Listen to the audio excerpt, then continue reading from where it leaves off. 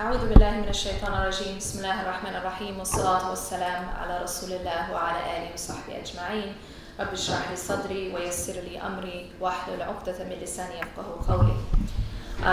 I want to begin by thanking you all for coming. It seems that I bring a lot of snow to the DC area. There's actually a history of this. The last time I can remember speaking in DC, it was Valentine's Day 2014, and there was a blizzard. So, subhanAllah, here we are again, the first snow of the year. But I want to thank you for still coming. And some people told me, came up and said they had come from all the way from Delaware, and 𝐁𝐿𝐒𝐒 𝐿𝐶𝐻 for making that effort.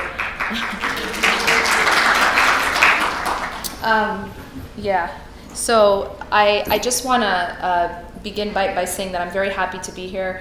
And although my time is short here, I hope, inshallah, that Allah will put blessing in it and that we can, inshallah, communicate in a way that is beneficial for everyone.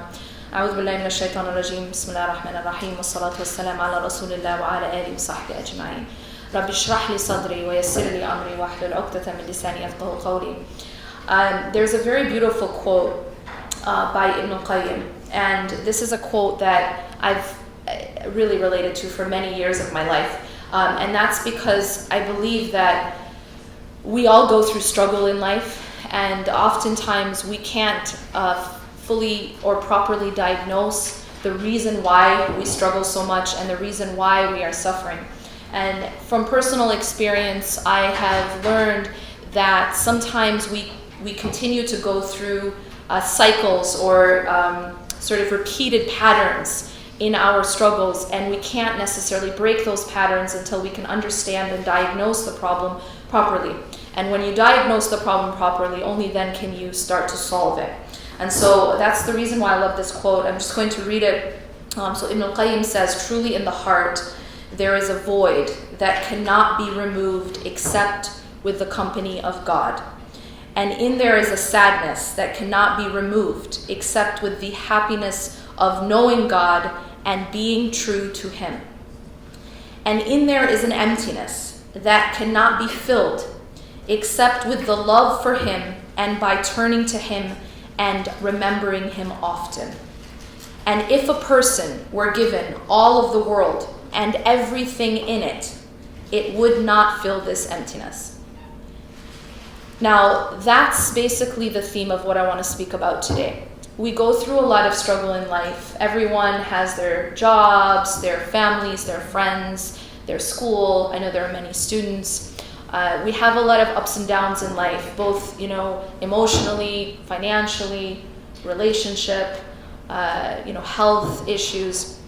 And it becomes sometimes very difficult to navigate these storms. As I say to many of my audiences, we can't control the weather, right? Not even Trump can tell it to stop snowing or raining, right? He might be cold right now, but he can't do anything about it in terms of making it any warmer. We can't control the weather no matter who we are, no matter how much power or money we have. But what can we do? Right now we see people wearing coats and jackets and gloves and boots. I wasn't actually prepared for this weather, so I was freezing my legs off, but that's because I wasn't prepared. I can't change the weather, but I can change how I respond. I can protect myself. I can be in the shelter. As soon as I walked into this building, it was like life-saving, right? Because there was heat. And so in life, we can't necessarily control all the things that come our way. We can't control the weather or the storms. But what we can do is we can control what kind of shelter we have. We can control what we're wearing when the weather comes. Does that make sense? Now, what is that shelter? And the reason why, and this is the point I want to stress, the reason why we get destroyed by the storms of our lives, the reason why we get destroyed by the weather, why it knocks us out, why it debilitates us, is because we don't have proper shelter. And that's the reason. And that's the root cause. It isn't because, I just have more hardships. The reality is everyone is struggling with something. Everyone. But our hardships differ, right? Our struggles differ. Your struggles are different than the struggles of those who are sitting next to you. But believe me, there isn't a person in the world who doesn't have struggles. They just come in different forms. And so the reality is that when we become debilitated by our struggles, it isn't because of the struggle in itself. It's because we don't have proper shelter. It's because we don't have proper clothing, as I didn't today. Yeah? And so what we have to do is we have to make sure that we have that proper shelter and that proper protection. And that is the way to be able to handle whatever weather life gives you. Whatever weather life gives you, it will not destroy you if you have proper shelter. It can shake you, it can make you a little cold, but it will not destroy you if you have proper shelter.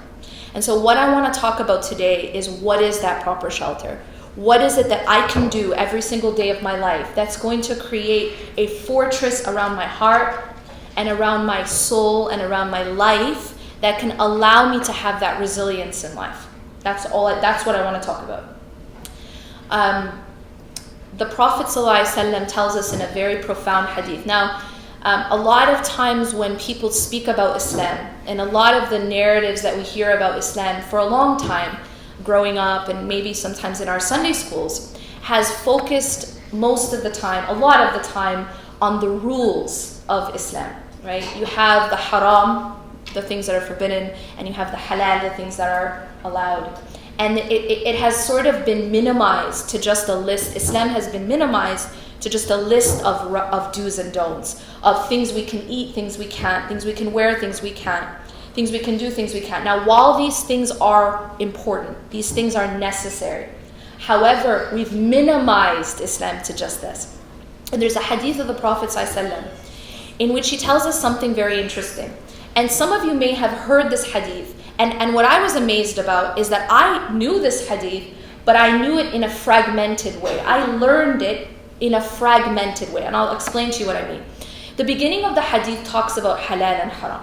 Yeah? The beginning of the hadith, the Prophet ﷺ says that what is forbidden is clear, and what is allowed and what is halal is clear. And between them are doubtful matters. And then the Prophet goes on ﷺ to tell us that whoever stays away from the doubtful matters will be protected from falling into the things that are forbidden. And he gives us the example of a shepherd and his flock. That you don't take your flock close to an area you don't want them to be if you don't want them to fall into it. Everybody follow? So the beginning of this hadith is about rules, essentially, right? It's about haram and halal.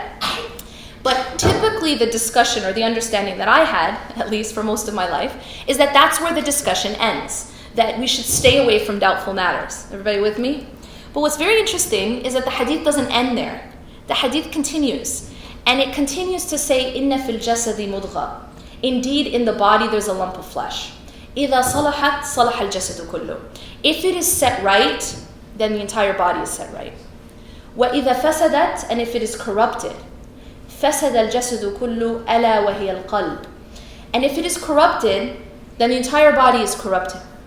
Verily it is the heart. So what has the Prophet ﷺ done in this hadith? He has told us, now one might think, what's the connection? We're talking about rules at the beginning of the discussion, and then we're talking about rectifying the heart.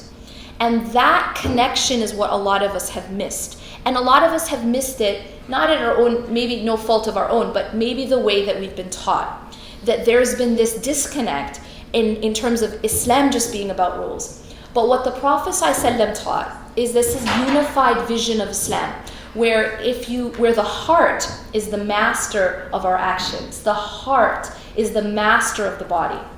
The heart. And when you work on the heart, then it rectifies the rest of the body. In other words, when you work on the heart, it rectifies the rest of our actions. And then that rectifies the rest of our lives. And then that rectifies the rest of the world. And it starts with the heart. Now, the heart, of course, there's a closed loop because our actions also affect our heart. So one cannot just say that I only worship God in my heart, because if I am not worshiping God externally, it will also affect my heart. We are told that, for example, every time we commit a sin, a black spot is put on the heart. And so these black spots continue to cover the heart if I'm not repenting. Now, everybody commits sins, right? This is something we know. We're human. That's part of being human. But if I'm not repenting and doing my best to stay away, then my heart actually gets affected. That black spots get put on my heart. The other thing we often don't realize is that there are openings to the heart in the body, okay, to the spiritual heart. Now, to protect the heart, because again, I want to emphasize, the heart is the master of the body. You rectify this, you've rectified everything. The actions, that the body, the actions, and then your life, and then the world. So there are openings to the heart. In order to keep it healthy, you have to, just like if you want to keep the body healthy, you have to be mindful. You know, they tell you, you are what you eat, right? What does that mean? It means that you are internally affected by what you ingest, right? It works the same thing spiritually. So you are what you eat spiritually.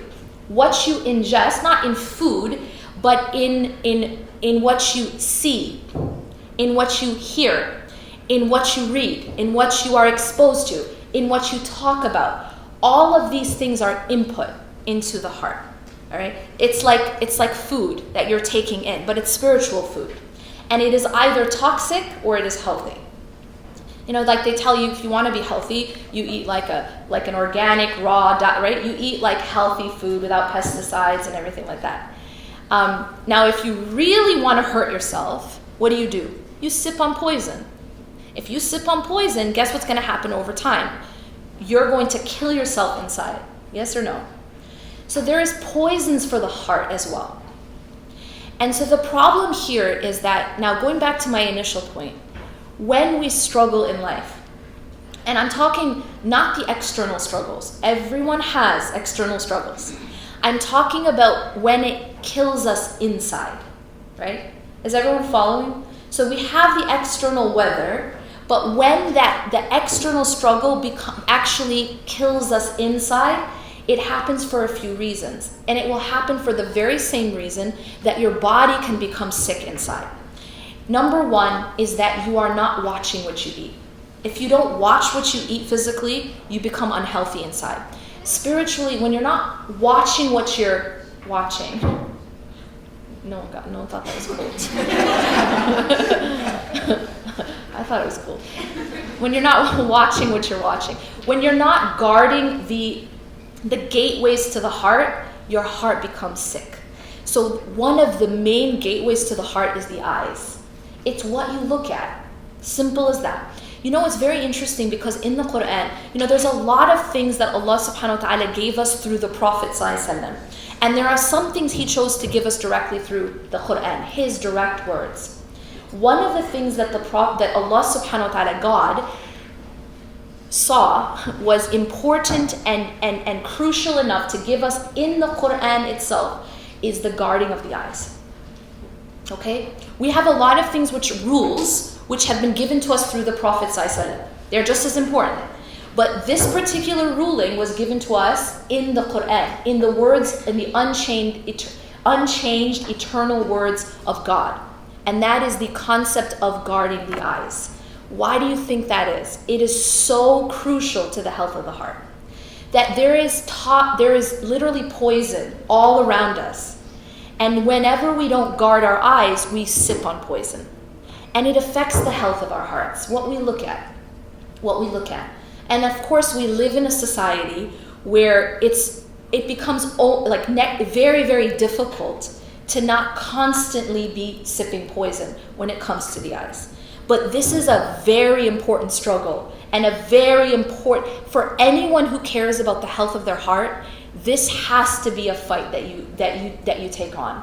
And that is guarding the eyes. In the same way that you wouldn't sip on poison, right? In the same way that when you go to sleep at night, you want to protect your home, right? And your family. Do you close the door or do you leave it wide open while you're sleeping? Does anyone leave their car door wide open when you came here today? Did you leave your car door open? No. Do you leave your door open at night when you're sleeping? No.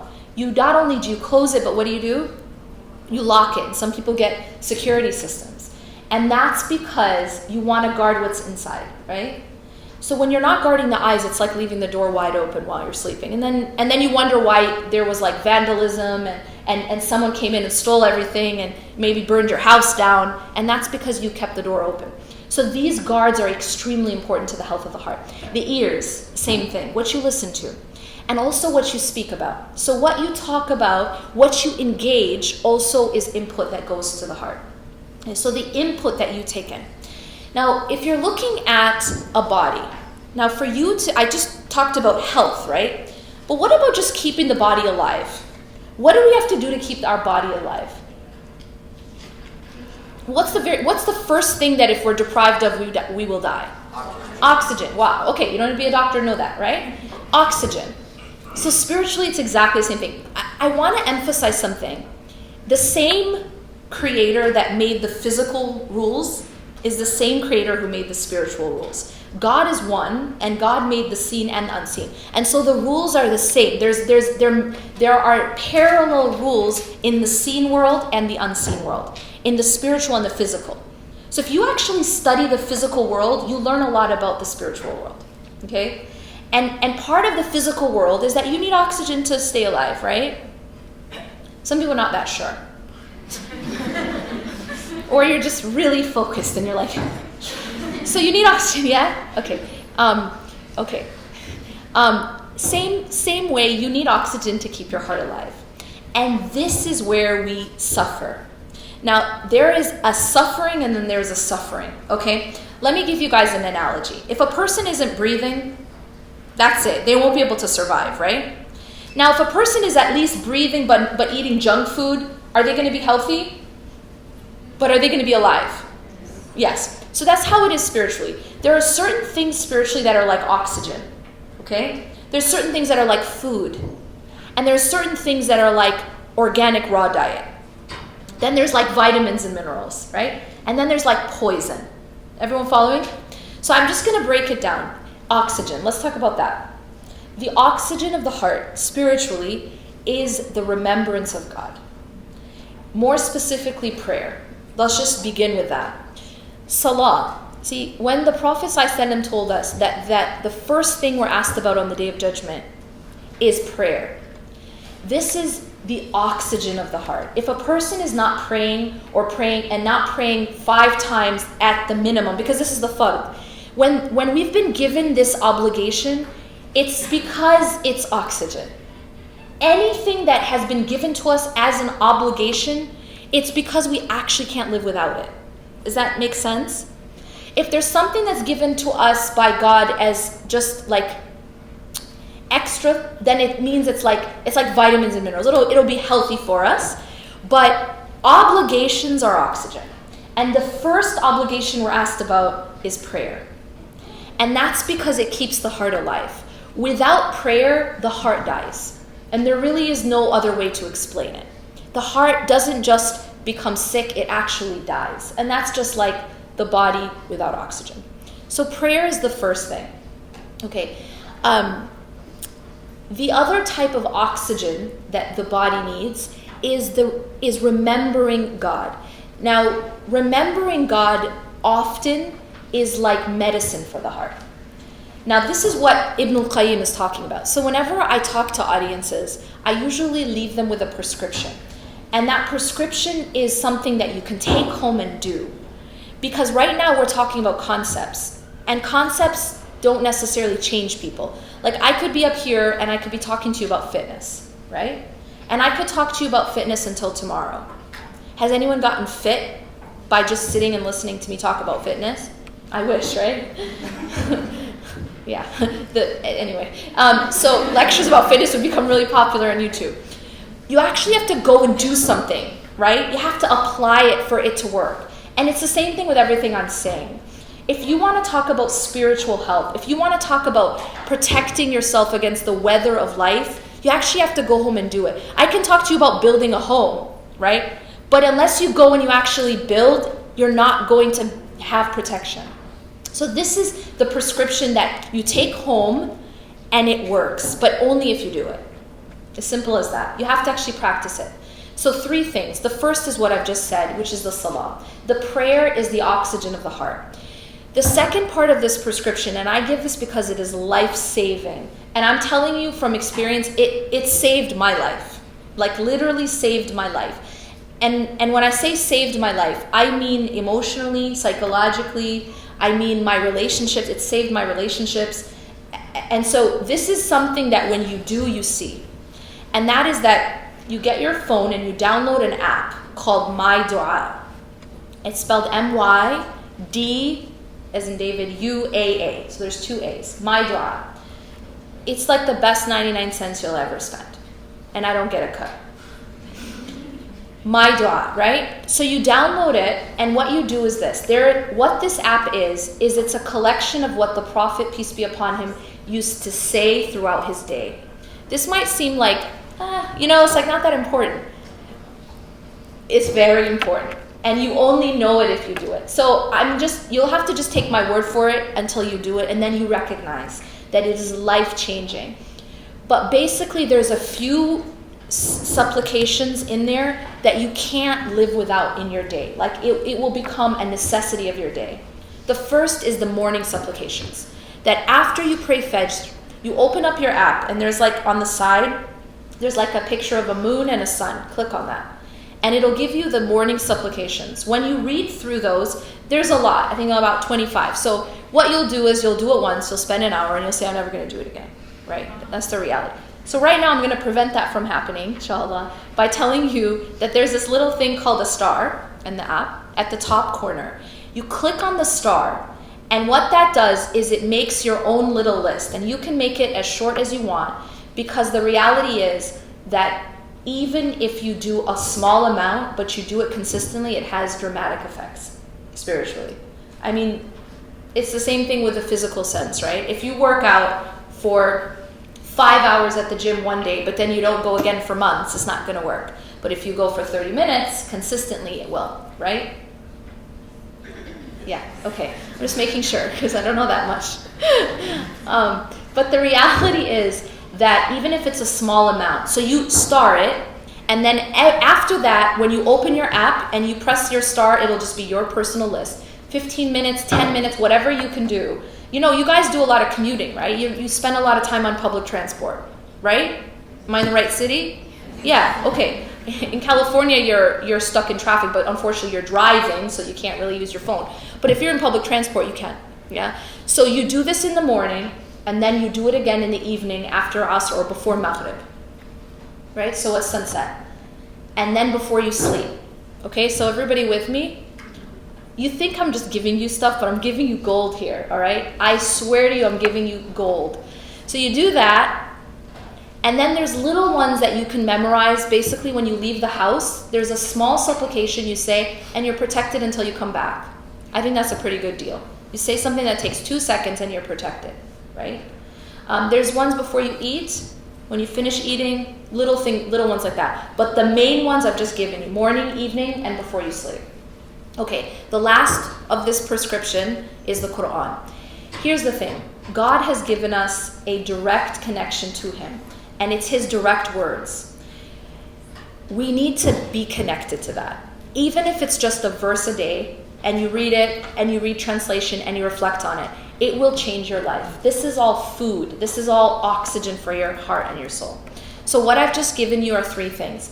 Now, what does that do? I'll tell you what that does. So how many of you guys have ever heard of the 3 Little Pigs story? Some of you have been deprived. It's okay.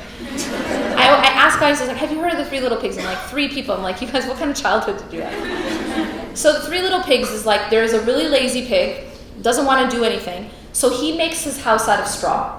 Very weak. And then there's another one who's a little bit lazy, but a little more able to put in work. He makes his house out of twigs. Right? And then there's the 3rd little pig who's willing to put in the work, a little extra work, and he makes his house out of brick. So what happens? The big bad wolf comes, yeah? He huffs, and he puffs, and he blows the first house down. Why does it blow down? Because it was weak. You feel me?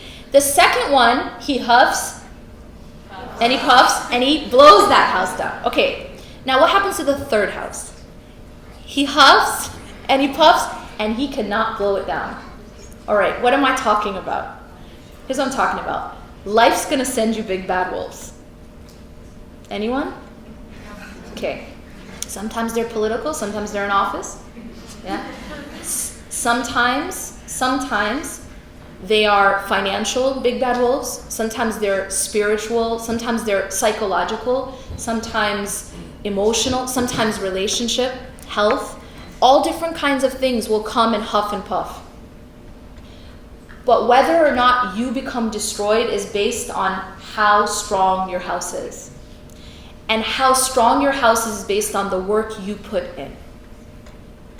So the people who put in the work to make a home out of brick, the huffing and puffing doesn't destroy that home. What I've given you, I told you guys 3 things, right? I told you the salah, I told you the adhkar, my dua, and I told you Quran. Every time you do these things, you're putting a brick in your home. A brick, not straw, not twig, but bricks. And so what happens is when life happens, and it huffs and it puffs, it doesn't destroy you because you're inside of a brick home. Does that make sense? The other part of it has to do with not ingesting poison, and I explained that that has to do with guarding the eyes, guarding the ears, and guarding the tongue. Now, I want to just emphasize to you why it is that the heart is so important. See, we go through this life and it's temporary, right? We all know it's temporary, and eventually we end up with God. There's a very powerful verse in the Quran in which Ibrahim alayhi salam, in an extended dua, he asks God, وَلَا تُخْزِنِي يَوْمَ يُبْعَثُونَ, and do not disgrace me on the day when everyone is brought back.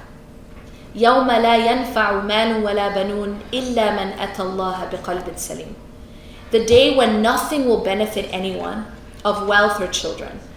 See, in this life, there are certain things that get us ahead, right? There's like status symbols. There's things that give us success, and they are wealth, essentially, and power. Well, children in this ayah are a symbol of power. يَوْمَ لَا يَنْفَعُ مَالٌ وَلَا بَنُونَ. See, when this life is past, none of those things are going to benefit anyone. Wealth is not going to benefit you, and your power is not going to benefit you. What will benefit you? إِلَّا مَنْ أَتَى اللَّهَ بِقَلْبٍ سَلِيمٍ. Except for the one who comes back to God with a heart that is sound. With a heart that is sound. And nothing else is going to matter. Can we just absorb that?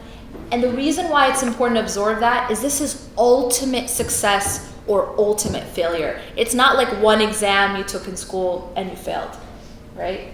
It's not that. It's ultimate, capital U. It's the one that you can't go back on. You know what I mean? So ultimate success is based on the condition of your heart. Ultimate failure is based on the condition of your heart. So إِلَّا مَنْ أَتَى اللَّهَ بِقَلْبٍ سَلِيمٍ. Except for the one who returns back to God with a heart that is sound, a heart that is healthy. And that, what is that? What is qalbun salim? What does that even mean? You know what? The best way that I can conceive of this concept is that qalbun salim is a heart that has no competitor with God. That's what qalbun salim is. It's a heart with la ilaha illallah at the core. And what is la ilaha illallah? Means there's no competitor with God. But a lot of people might be like, well, I only believe in one God. But that's not all it means. That's not all it means. No competitor with God means no competitor in love, means no competitor in dependence, it means no competitor in obedience, it means no competitor in where I put my hope and my trust. Because the reality is that many people only believe in one God. In fact, we live in a majority monotheistic society. But there are a lot of people who worship money. There are a lot of people who worship status or power, even though they only believe in one God. And so the point here is that qalbun salim isn't just about believing in one God or one creator. That's part of it. But it's also about what do you worship?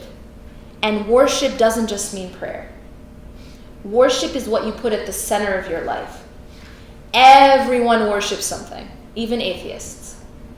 Everyone does. Everyone has something they put at the center, right?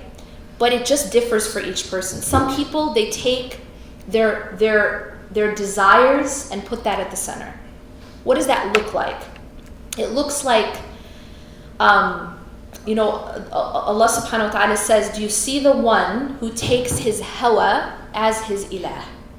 What does it mean to take your hawa as your ilah? It means you've taken your own inclinations, your own opinions, your own desires, and you've made it your God, your Lord, your center. In other words, you've made it your master. Does that sound familiar? It's if you feel it, do it, right? If it feels good, go for it. Regardless of right and wrong, regardless of who it hurts, regardless of morality, but if you have a desire for something, you obey it. Do you guys understand what I'm saying? That is worship of the desire. That is actually taking your desire and making it God. Because the reality is that what we live for and what we do and what we don't do for, that's a master. And so we have to actually go back and realize, what am I worshiping? What is the core of my heart? Qalbun salim, a heart that's sound and healthy, is a heart that may love lots of things, but nothing competes with the love of God. Nothing competes. Not your money, not your power, not your own inclination. Sometimes you might feel something, you might want something, but it's not moral. So what do? Well, we live in a society that says, do it anyways, because you feel it. And then the question becomes, well, where does morality come from? And that's part of La ilaha illallah, that morality comes from God. Because otherwise, if you give it to people, it changes with each decade, or it changes. You go to another country, it's different. You go to another decade, it's different. It just constantly changes. But there is a morality that's given by God that doesn't change. And that morality has to be above what I think, what I want, what I desire. Okay. So to summarize, and then I want to have time for discussion, inshallah, and open it up. To summarize, the heart, like the body, has to be healthy in order to continue to stay alive. We need oxygen. We said that was the prayer. I gave you a 3-part prescription. It was the prayer. The app was what? My dua. And the third was the Quran. Just having a connection with the Quran. It's not about how much you read, but it's more about the influence that it has on you and that it's consistent. Again, consistency is more important than having it be a lot. The Prophet ﷺ said, God loves the actions that are consistent, وَلَوْ أَقَلْ, even if they're small. So consistency. So there's prayer, there's my dua, the afkar, and then there's the Quran. And then preventing the body from the outlets that pour poison into it. And that was the eyes, the ears, and the tongue. Now finally, and I'll just end with this, what would happen if a person said, I don't have to take a shower today because I did that last February? Right? That'd be problematic. And no one would want to sit next to this human. There'd be like a lot of empty seats, right? What would be the problem with that?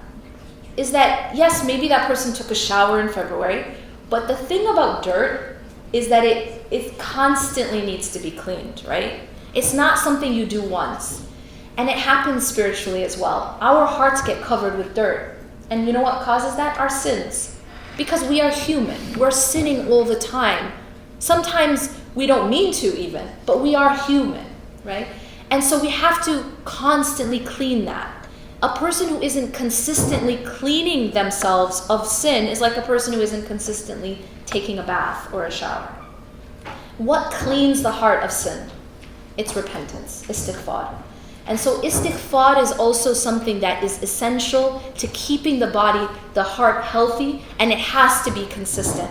Because at the end of the day, you have to consistently clean and refresh the heart in order for it to stay clean and in order for it to stay healthy. أقول قولي هذا واستغفر الله لي ولكم إنه غفور رحيم سبحانك الله وبحمدك أشهد أن لا إله إلا أنت أستغفرك وأتوب إليك. I want to leave a good amount of time for discussion, so if you have any questions, feel free to just raise your hand.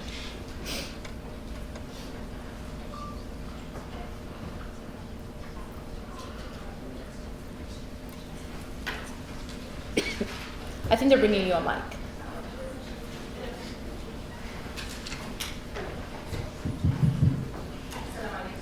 Okay, we'll take her first and then you. Wa alaikum salam. Sorry, I just was late. But I just want to know what do you suggest for kids?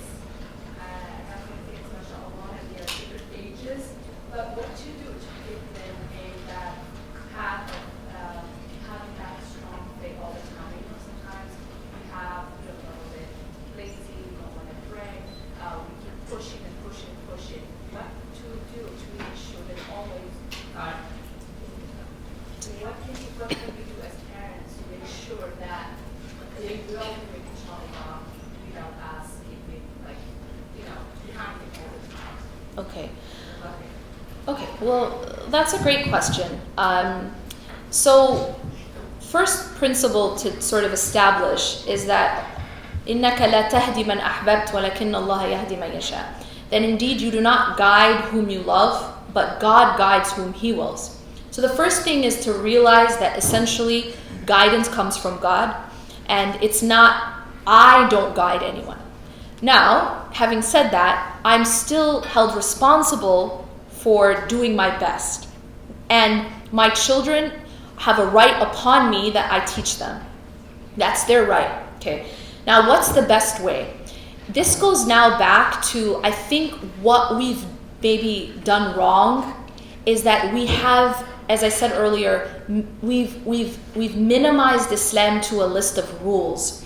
And a lot of the way that we've taught Islam across cultures is this is haram, this is allowed, this is haram, this is haram, this is haram, right? And this is haram. And if you do these haram things, the moment you do them, God's going to take you and put you in hell, right? So the idea is it's a very rule-oriented focus, and it's also very wrath-focused. Like the way that we teach about God is as if God is just waiting for us to make one slip and then put us in hell. And that is like telling a kid growing up, every single day, better watch yourself. If you mess up, the police is going to come and take you and put you in jail. And then the next day, better watch yourself, better watch yourself, you better watch yourself. If you're always telling your kid, okay, some of it might be true, but if you're always telling your kid that as soon as they mess up, the police is going to come and harm them, how are they going to feel about the police once they get older? They're just going to want to stay away, right? Are they going to want to be buddy-buddy with the police? They're going to see the police and be like, hey, let's go be friends. No, they're going to actually have an avoidance type of relationship with the police. And that's what happens to a lot of youth or people growing up, is that they start to just want to avoid religion. Just avoid it because they've been taught in such a way that it was just like, as soon as I mess up, I'm going to be punished. So there's like a feeling of, I just want to avoid God. I want to stay away from God, or I want to stay away from religion completely. And that's because, and I think that you mentioned this, you said, how can we try to raise people that will be internally motivated? Not like I have to keep telling them, like external. How do you make it internal? And I think the answer to that is very beautifully said. Aisha radiallahu anha says, the wife of the Prophet ﷺ, she said in a hadith that if the first verses to be revealed were stay away from alcohol, people would have said we're never going to leave alcohol.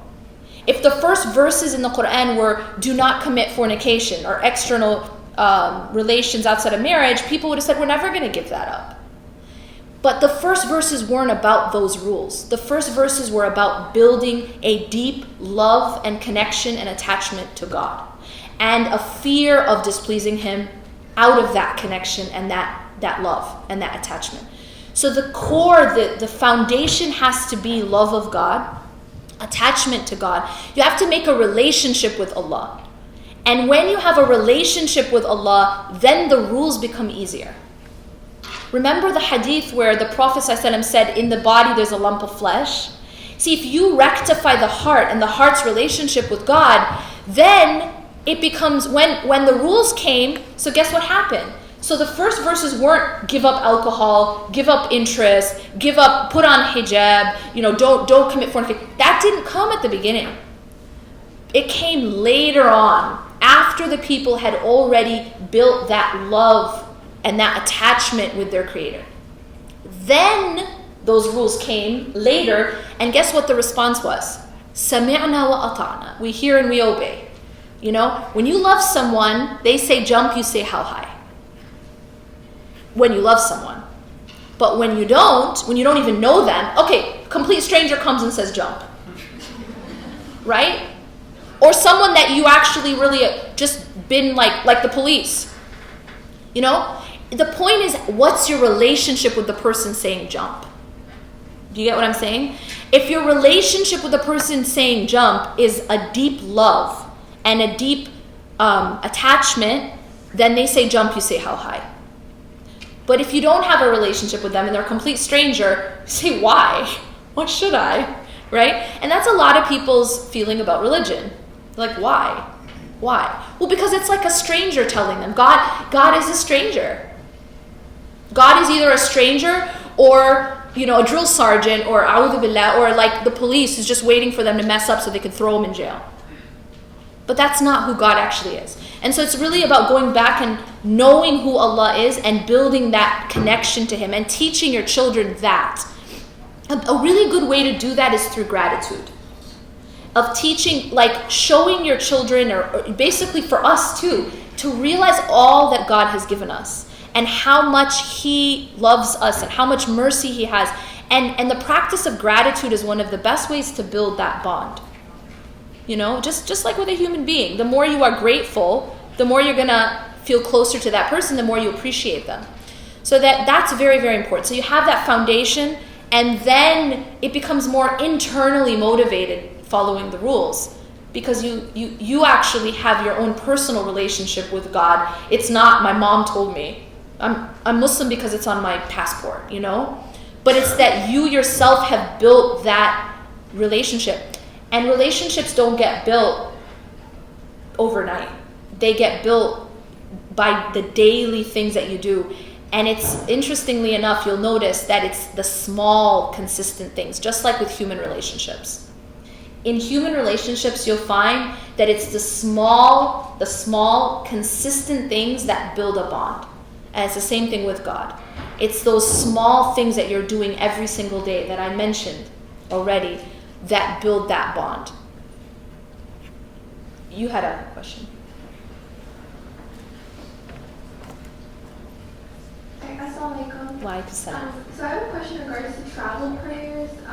So I commute sometimes 4 hours just to get to my graduate school, and also sometimes I miss prayer because of lab, or I'm in school or doing lectures. So I guess what are the rules of just making up the prayer? Okay. So when it comes to prayer and life, right? I travel a lot as well. One thing that I've learned from experience is that this cliche, where there's a will, there's a way, is very true. Okay, if you make prayer a non-negotiable, you'll find a way, and that's without a shadow of a doubt. Now, what are the rulings?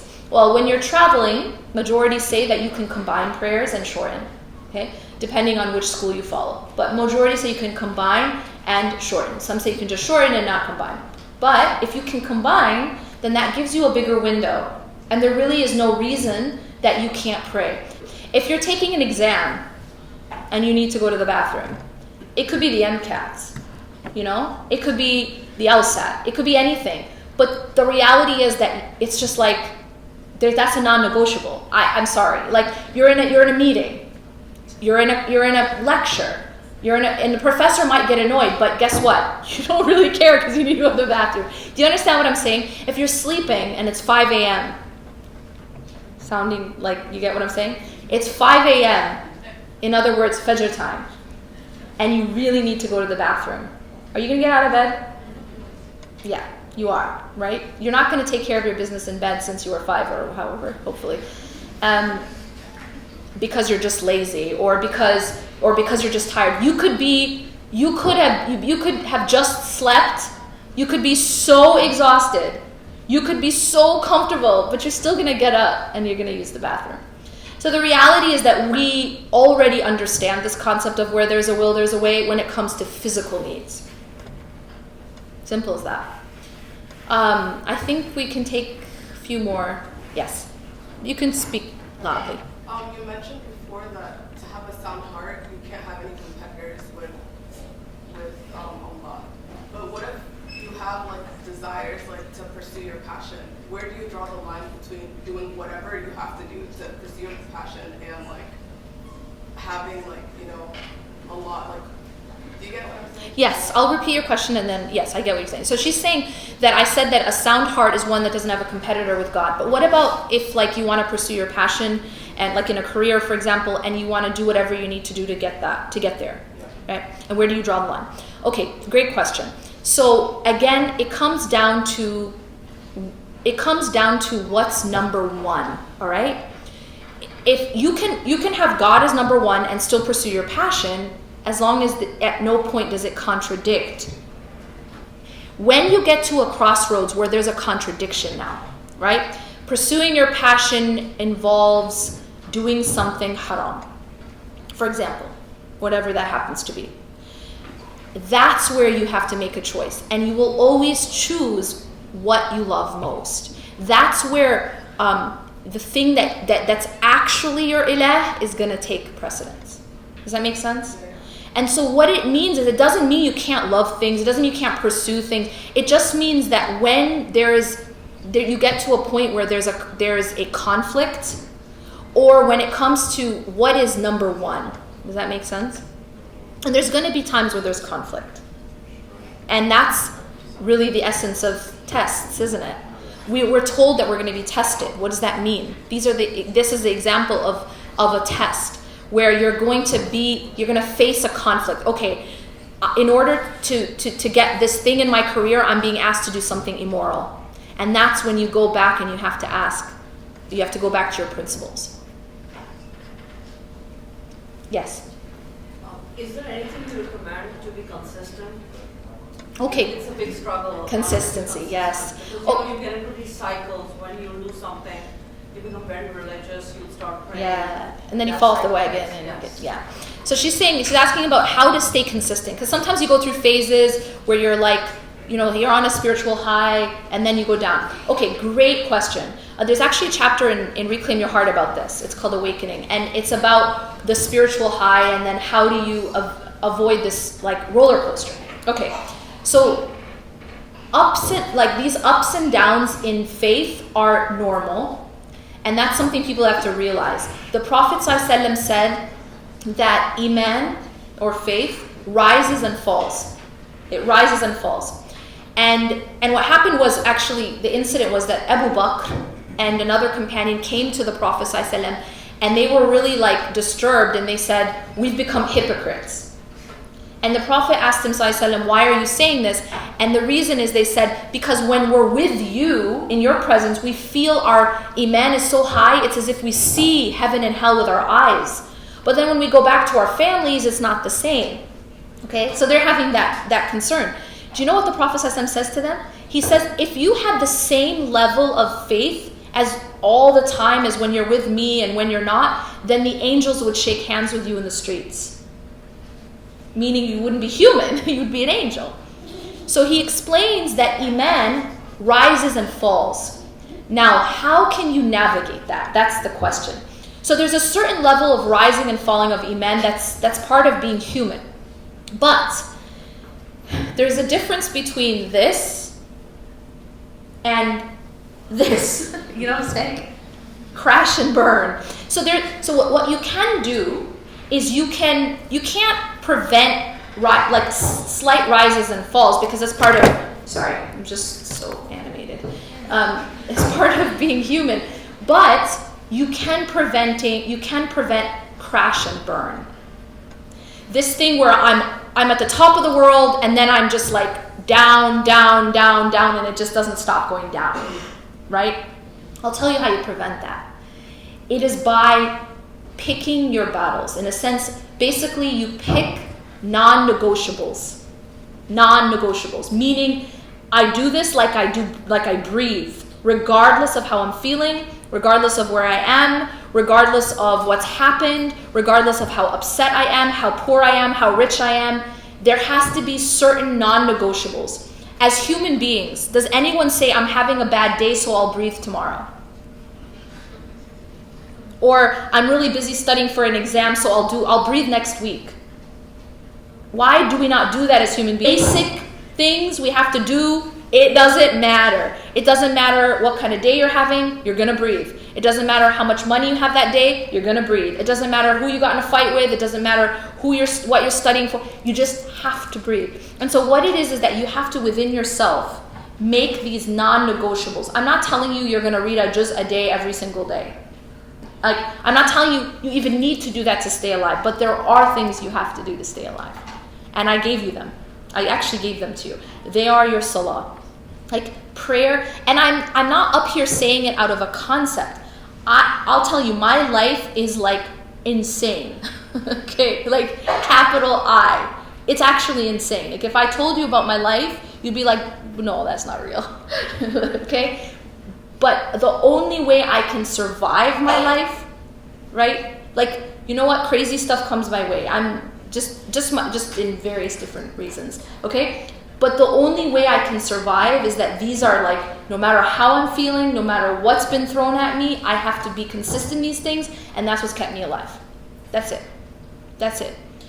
So really what it is that consistency is about being able to sift through and say these things, no, non-negotiable.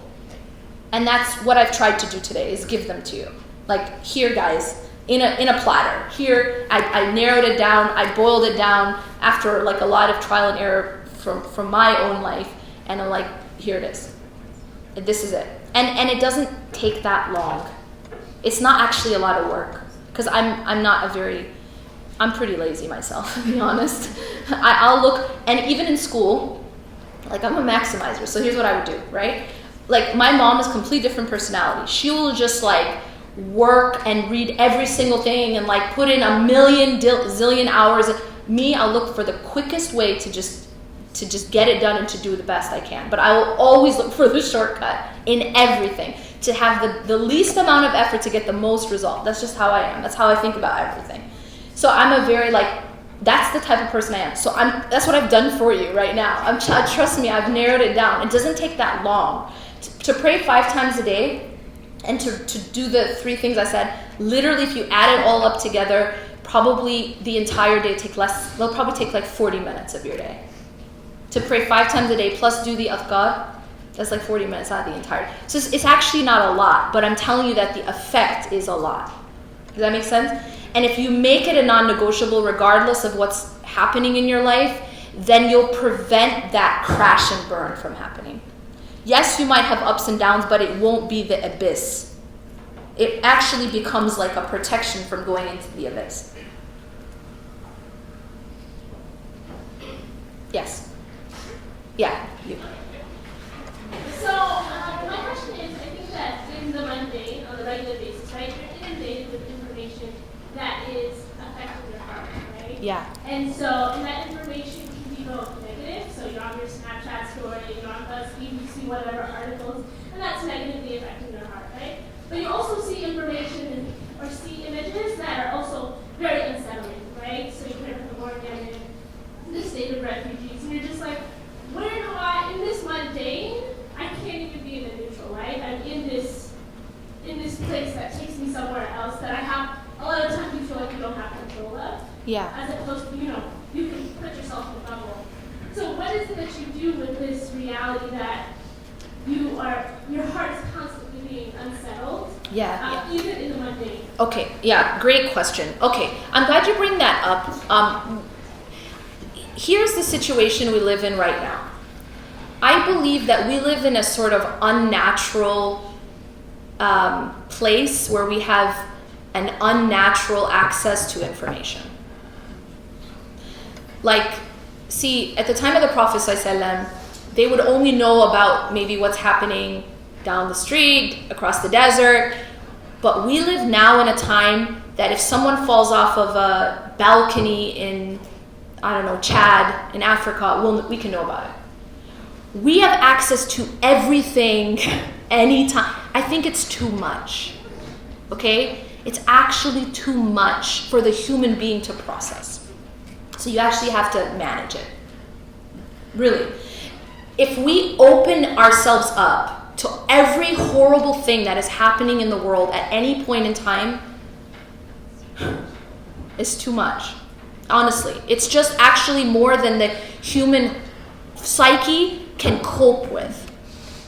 So part of it is really being mindful of what can I do, like, because also all of this that comes at us, it isn't actually doing good necessarily. It's maybe just paralyzing us, right? I mean, there's a certain amount that like an activist needs to know because they're taking, you know what I'm saying? But we have to really be conscious of, is this, like, what can I do? And is this healthy? And just managing it. I mean, I talk, one other tool that I find to be very, very helpful is managing our feeds. Because we're on social media a lot. And if you manage your feed, it manages a lot of the intake that you have. So it's kind of like managing your fridge or your cabinet, because that's what you're going to eat. And so your news feed on Facebook, Instagram, Twitter, whatever, if you can manage it a little bit and make it more healthy, that will help a lot. And when I say healthy, there's a few things I mean. One is that it enriches you. It's not all negative. Like negativity, like if you're just bombarded by negativity, you start to see the world as dark. And it changes how you interact with the world, and it will actually change how much you can practice. I'll give you an example. If every single possible hate crime that ever happened anywhere in the world is on your newsfeed, guess what you're going to want to do? Basically take off your hijab because you're scared. And you're scared because there's a disproportionate amount of exposure to negative things. So you start to actually think the world is really much worse than it is. And that it's like the percentage might be small, but the amount of exposure you have makes it look much bigger. Is that making sense? See, in psychology, what you focus on grows. And you can start to have like a skewed reality, like a skewed vision of reality, if you're only focusing on one type of thing. And if it's negative, you're going to start to see the world as more negative, and then it's going to affect you, and you're going to feel a lot more afraid and maybe a lot less able to be sort of vocal or maybe external about your deen. You're just going to be, it's going to affect you. So the reality is you have to manage that. And I'm glad you said that. If you can just manage your newsfeed, it goes a long way to make it to, you know, it's cool that someone's eating a burger, but maybe there's other things that could be more enriching that you're looking at every single day. Like, do you get what I'm saying? And there's this little thing, this amazing thing on social media called unfollow, and no one needs to know, and it's helpful sometimes because guess what? Like, it's cool. Like, yeah. You don't need to know what everyone's eating and then see a photo of it and then see like every angle of the selfie. It's okay. It's okay. So it's sometimes and what Kim Kardashian's doing and wearing and all of these things are like, okay, but how healthy are they in terms of enriching you?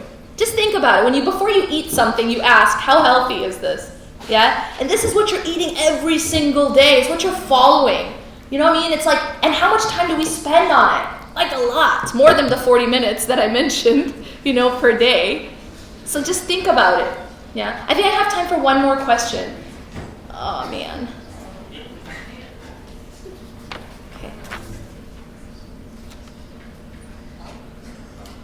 Okay. Yeah. Okay, so I can take a few questions. Who has the questions? You did, and then there was someone else. Was it you? And you. So 3? Is there 3 total? Okay, so I'll hear all your questions and then I'll answer them together and then we'll do the books, inshallah. Yes. Wa alaikum salam. First of all, I'm so glad to be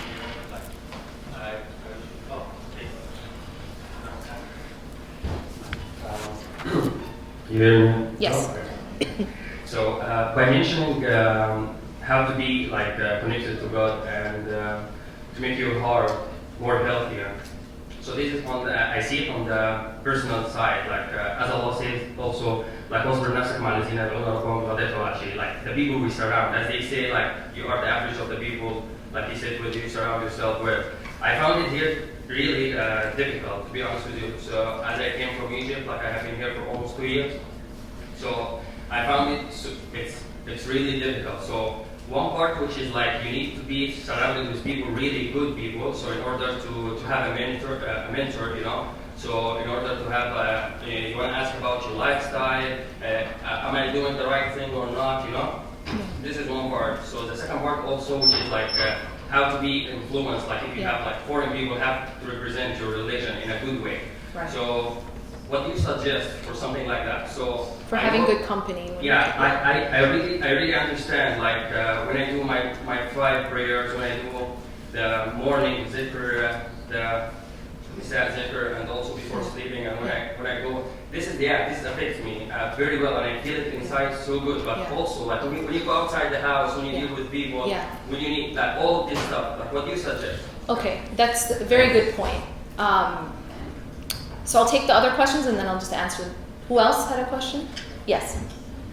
My question is, my question is, throughout my personal day-to-day dealings with people, I run into a lot of good people, well-meaning people that have good hearts, but they don't really know why they do what they do. They don't have a sense of purpose, a direction. They don't have something that they want to put their life into that can be, a greater service to themselves and other people. And I think what you talked about was great as far as how to cultivate a good heart. But then what is the next step as far as channeling that into a purpose, to something that you can use to serve others? Okay, perfect. And the third one? Yes, purple.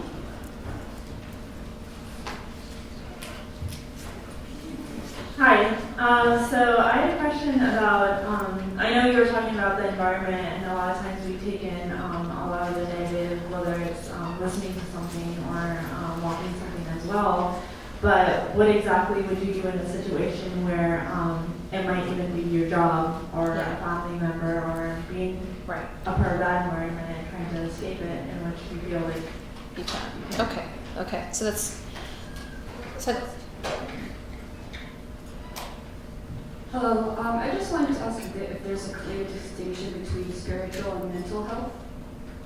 Okay, well that's a whole seminar.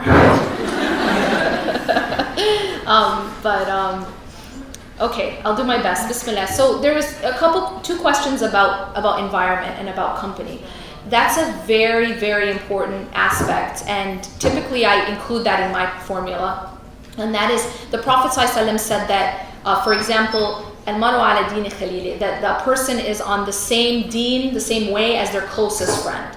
We actually become like those people closest to us. We actually morph into them. And you'll find this with spouses and siblings, and you actually become very similar to the person who you're closest to. So you have to be very mindful who you take as your closest friend. It has to be someone who's going to make you a better person because you're going to become like them. Okay. That's number 1. And there's another hadith where it says that good company is like entering a perfume shop. And even if you don't leave with perfume, you come out smelling good, right? You go into the Bath and Body Works, you come out with all the samples. You smell good, even if you didn't buy anything. And then a bad company is like going into a blacksmith shop. Even if you don't get burned, you come out with smoke and you smell that coming out. And so your company definitely affects your heart, for sure. Now the question is, what do you do when you can't necessarily get good company? All right. Number 1 is you make dua for it. This is one of the things that the prophets used to make. وَالْحِقْنِي بِالصَّالِحِينَ.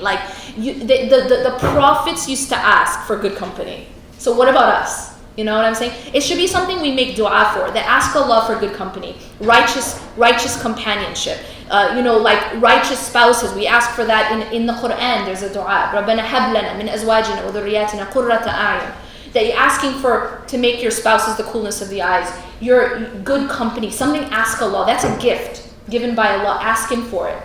The other thing is to do your best to try as much as is in your power to leave bad company and to be in good company. As much as you can while also asking God, okay? The third thing is, if it's absolutely impossible, and by the way, nothing's permanent in this life. So it eventually will change.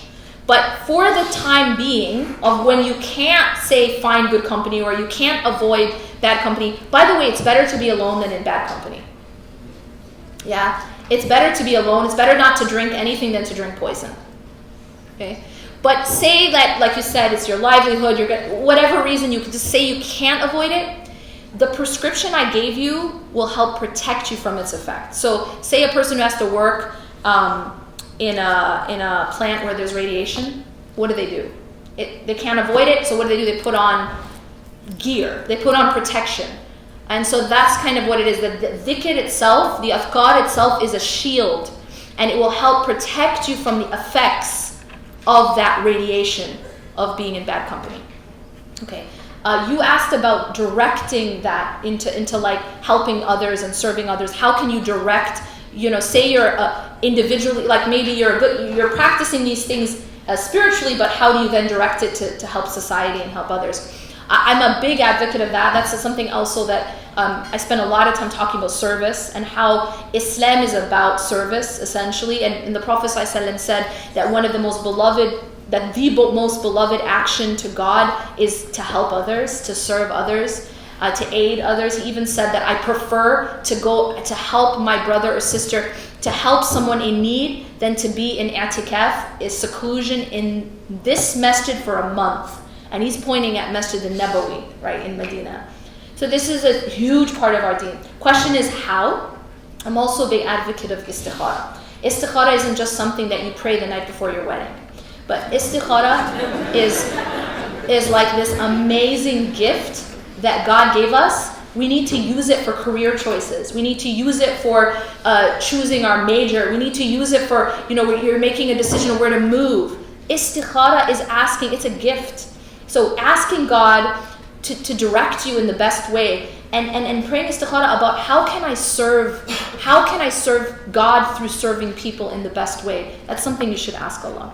أقول قولي هذا واستغفر الله لي ولكم إنه غفور رحيم سبحانك اللهم وبحمدك أشهد أن لا إله إلا أنت أستغفرك وأتوب إليك جزاكم الله خيرا. I actually have to leave for the airport in about 15 minutes, so I'll quickly inshallah do books. Jazakallah khair, and keep me and my family in your dua. Assalamu alaikum.